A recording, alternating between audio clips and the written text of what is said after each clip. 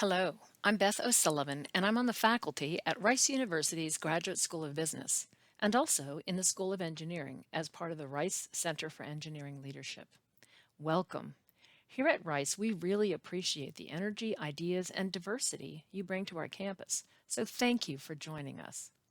As an international student, you might be used to a very different classroom setting, so today we'll discuss what you can expect in a Rice University graduate level classroom. Before we begin, it's important to know that all classes and all professors are not the same. Classes and labs and seminar courses all have their own ways of doing things. My goal today is to give you some general information. We'll talk about preparation for classes, participating in class once you arrive, and our expectation that you will have the highest standards for academic honesty and integrity. Finally, I'll share some useful sayings and abbreviations to get you started. But of course, you'll learn so much more soon. For any new adventure, it's always best to start by preparing. So let's get started. Doing as much as you can before classes start will give you the advantage of planning your time and being able to ask questions you have early on. Remember, if you have a question, someone else probably has that same question too, so please do ask it. First, learn about Rice's learning management system. Ours is called Canvas. Canvas is a secure website where all your courses will appear once you've registered. You can see a link here. Before the semester begins, go to each of your courses on Canvas and find the course syllabus. The syllabus is like a contract. It sets out what the professor will do and what the professor expects of you and what you need to do to be successful in the class. Read the syllabus and put all the assignment due dates on your own calendar. If you're planning to travel during the semester, be sure to be back in time for classes. Again, it's okay to ask questions, and you can ask for help from professors, classmates, team members, and university administrators. But remember, you are responsible for your own learning. Once classes begin, be on time for each class. Faculty members will begin and end on time. There will probably be another class in that same room afterwards, so staying on time is important. Now that we've talked about what you can do before classes even start, what should you do when you attend a class? Fortunately, our COVID-19 restrictions have been lifted, given strict requirements for vaccinations, so you will actually be attending classes in person this year. We talked about getting to class on time. You might even want to go early to get a good seat. If a faculty member has assigned you a seat, you'll sit there, of course. However, if you have a choice, think about where you can sit to be seen and heard. In this picture, notice that there is a person way in the back on the side. Notice, too, that the faculty member probably won't see this person unless he turns his head to look that way. That seat is a good place to be if you stayed out too late last night or are not prepared. But assuming you are feeling great and ready to participate, sit where the faculty member can see you, towards the front and center part of the room. Class participation is part of your grade. Check the syllabus. At the graduate level, asking questions in class is usually expected. Even during a lecture, if you don't understand something, it's a good idea to raise your hand before the professor moves on to another topic. If you aren't called on, that's okay. Make note of your question and try to ask after class. Professors often expect you to have thoughts or opinions that might be different from their own. If your home country education was in a culture where people in power were rarely challenged, you might not have felt comfortable sharing your views. But here in the United States, you're expected to do that. Make your comments or questions short, clear, and loud enough to hear. Stay on the same general topic of the classroom discussion, and be sure to listen to the questions of other classmates. I am often amazed that a student will ask a question identical to one I just answered. So please listen to everyone else, and please don't ask the same thing twice. You may openly disagree with others, respectfully, of course. For example, you could say, I had a different experience when I worked for Google, or I read another viewpoint in a journal recently. What's your view? So what kinds of questions can you ask, or what can you say to participate in class? Let's take a deeper look.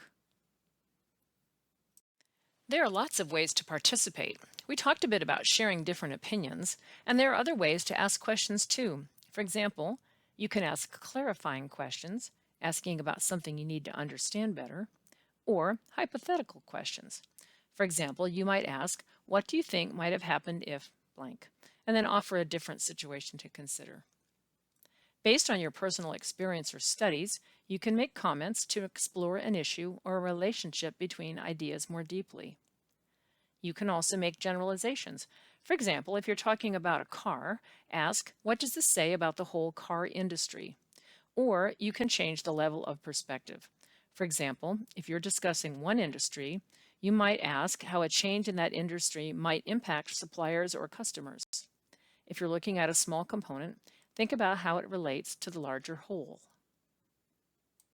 I thought I'd use some cartoons to give you a very general example of a way to think about changing perspective. Take a look at the fish in number 1. You could be having a full class discussion about the fish and its environment, what kind of food it's eating, or the water quality. Or take a look at number 2. You could go beyond the fish to other factors that might influence the fish. For example, here we have a fisherman trying to catch him. Or, number 3, consider yet another perspective. Maybe the fisherman is about to be eaten by the shark. What other levels could you consider to make this discussion more insightful? If you want, check out the note pages in this PowerPoint for a fun game you can do at home to practice changing levels of perspective and abstraction. This is one great way to participate in class by taking the topic of discussion and changing the level of abstraction. Finally, you can add value to a class discussion by sharing your personal experiences, as long as they're related to the topic being discussed, of course. You can compare models you've read about or used, or give supporting facts or evidence from your life experiences. Be sure to identify any assumptions you may be making about the situation the class is discussing. You may have a very different way of looking at an issue, so it's okay and even expected to offer challenging arguments or different insights. Still, it's important to be open-minded. Be willing to consider new evidence and change your view, or not. Either way, remember it's okay to have your own opinion. That is why it's called a class discussion. Here are a few more tips. Listen carefully to what is going on in the room. I know I mentioned this before, but as a faculty member, it is really hard for me to reply to a student when another student asked the same question 2 minutes ago. Identify important points and organize them logically. Don't make questions that have 3 parts. Just ask one at a time. You know, we all have those moments when we can't remember or retrieve the word we're thinking of. That's okay. Just pick another word with a similar meaning and go on. Be sure that the comments you make in class relate to the topic currently being discussed. Be active in the classroom, but also be aware of the time and follow the professor's lead. He or she may need to move on to the next topic. If it seems like you raise your hand but are never called on, talk to your professor after class or send an email and ask to be called on during the next class session. We call this a cold call because you never know when he or she will call on you and you need to be prepared. On the other hand, if it seems like you're always raising your hand, be careful. Don't dominate the discussion. Give other people a chance to say what they're thinking about too. If what you want to say really isn't relevant, don't force it. Just wait for another time. I've mentioned this several times. At Rice, we take academic honesty seriously. We want to protect the intellectual property of others, and we want to be sure that your ideas are not stolen or used without permission either. You'll hear lots more about the honor code during your orientation sessions. Essentially, it means that you can't copy the work of other people, which is called plagiarism, or get unauthorized help on a test or exam. Your work has to be your own, unless your professor has asked that you work as a group. Violating the honor code can endanger your status as a student here.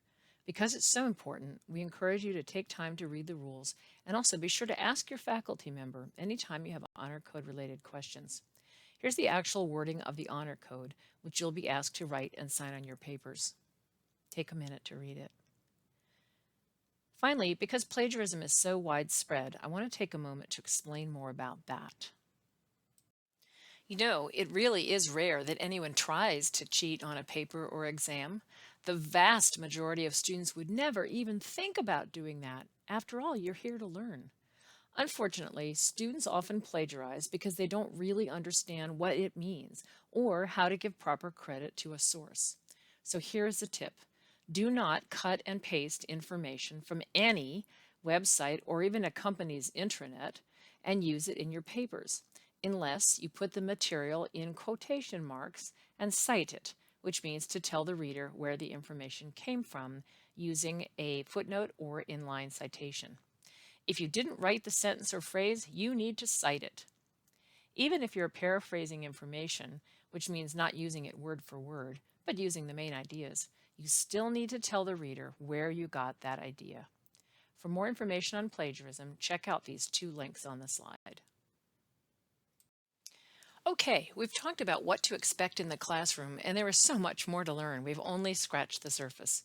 Both in and out of class, you may hear some phrases that aren't familiar to you.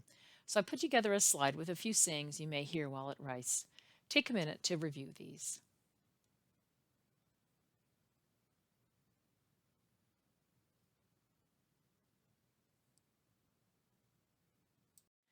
Here are some abbreviations you may hear or see while at Rice. Remember, it's okay to ask if someone uses an abbreviation you don't know.